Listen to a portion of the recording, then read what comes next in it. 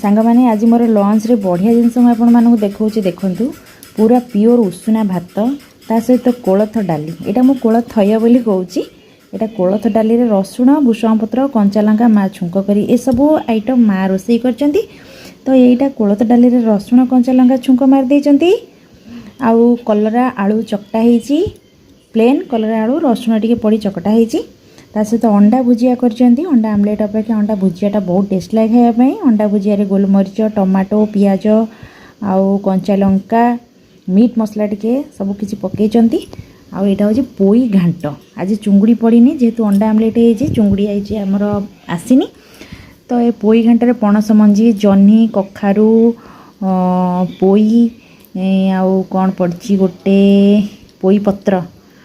आउ कौन बैगण एम सब पड़ी पोई घांटा करचंदी आउ एटा सोरिष मसला करना एटा गरम मसला करचंदी गरम मसला खाइबा बढ़िया लगे। तो आज आम घरे थालीटा होची एई लंच मेनूटा आपको देखैली आमर लंच थालीटा एटा अच्छी पुओ जेहेतु कांदुची तो से माने खाई देचंदी मु परे खाऊची पुओ को माँ धरचंदी। सांग माने मो लंच थाली आपको भल लगी लाइक कमेंट शेयर करिया भूलिबेनी। जय जगन्नाथ।